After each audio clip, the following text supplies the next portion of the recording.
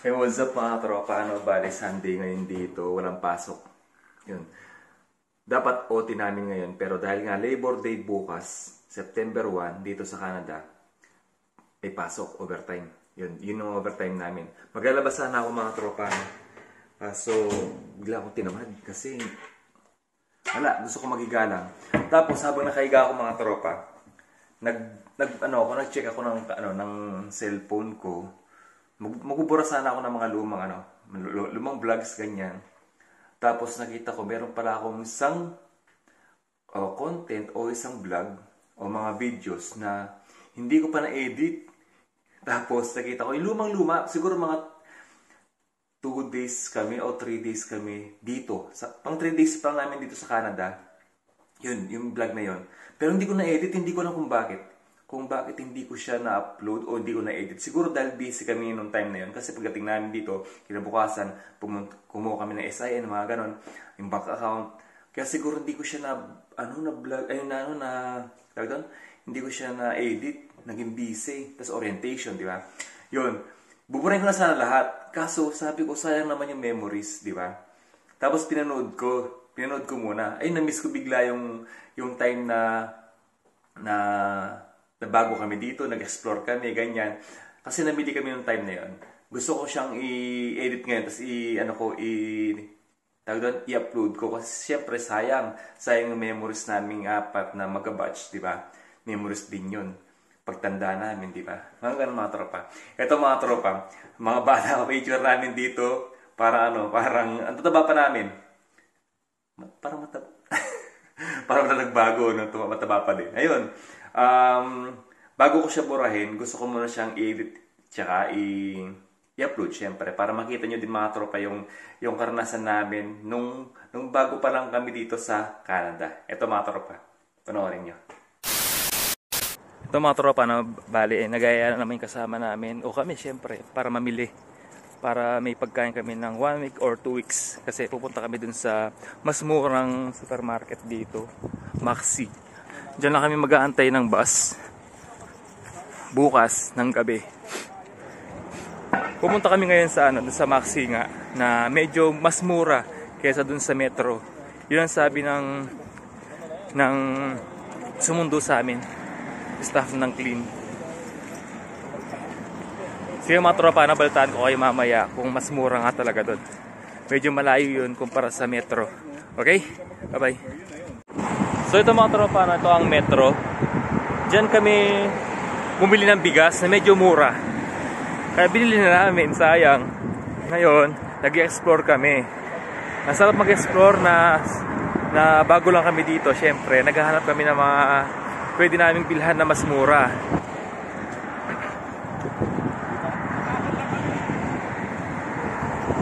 Ayan sila.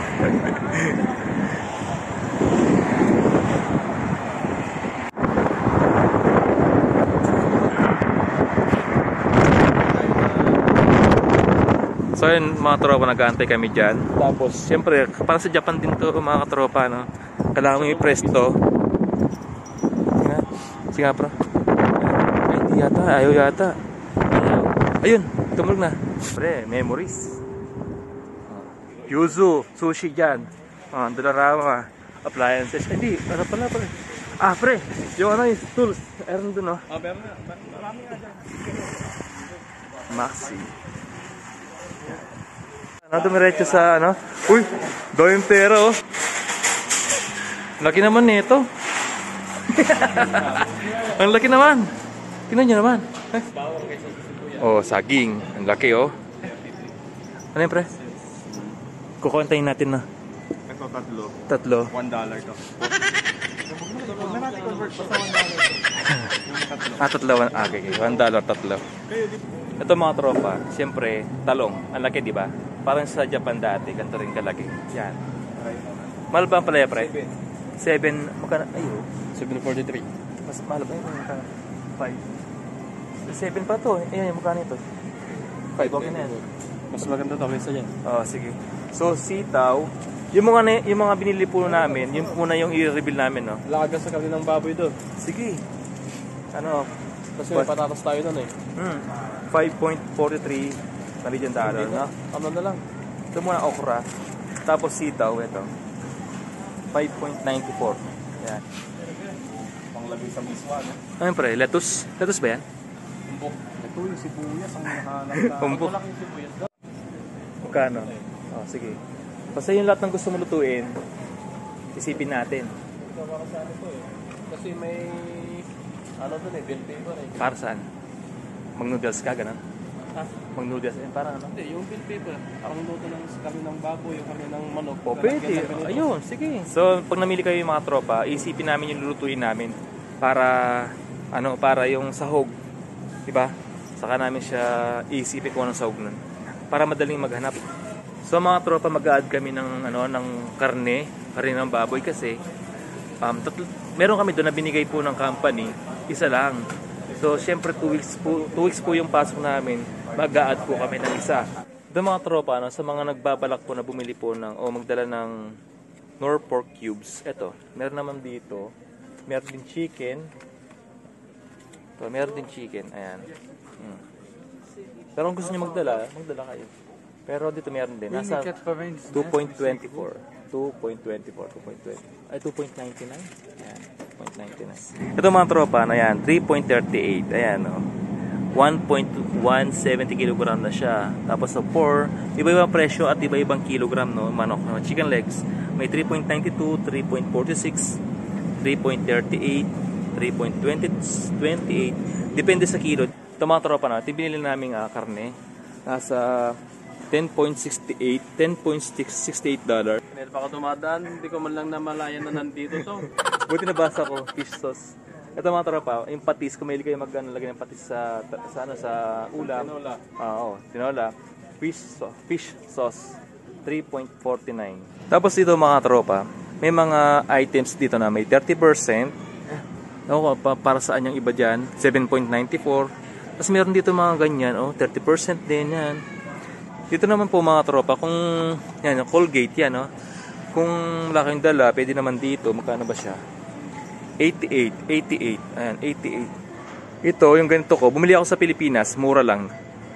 Dito, ano siya, $3. Sa Pilipinas, mura lang to. Bumili na kayo sa Pilipinas. Ito mga tropa, yan. Shopping bags. Sayang, no? Ito tayo nagdala. Pero 2 years naman tayo dito. Yan. Bumili din kami nito, yung shopping bag. Yan. $2. Ito mga tropa, bali magbabayad na po tayo. Konti lang na pinamili namin kasi pandagdag lang to sa mga pagkain namin for 2 weeks or 1 week. Kasi nga binigyan po kami ng company ng pagkain. Ito mga tropa, bali na sa $71.70 po pinamili namin ngayon. So, ayusin ko muna yung pera. Ayan, diba? May 20. May coins din sila, parang 10 piso, no? Okay. Ayun ka mga kasama ko, mga tropa. Binili nila ganyan. Magkano kayo, pre?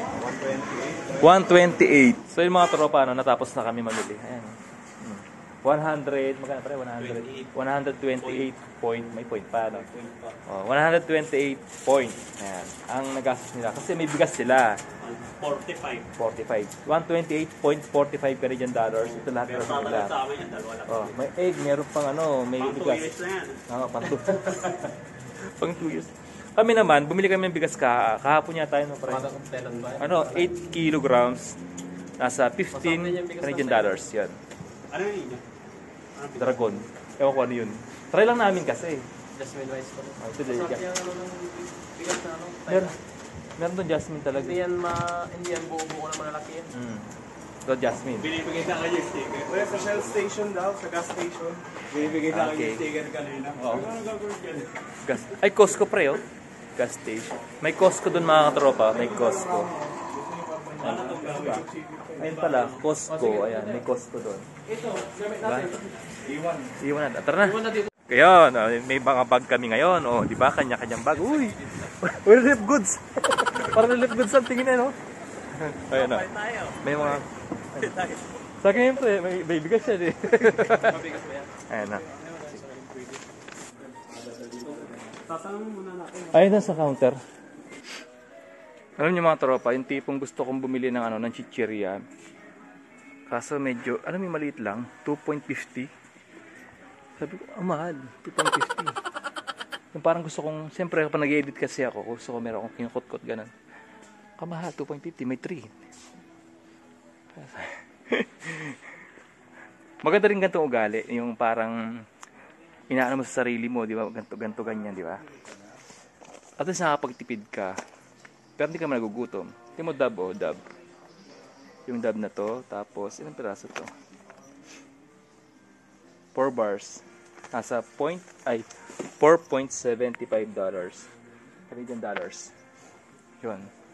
So ako, tumitingin-tingin na ako ngayon para next time alam ko na kung saan ako bibili ng ganyan, ganito.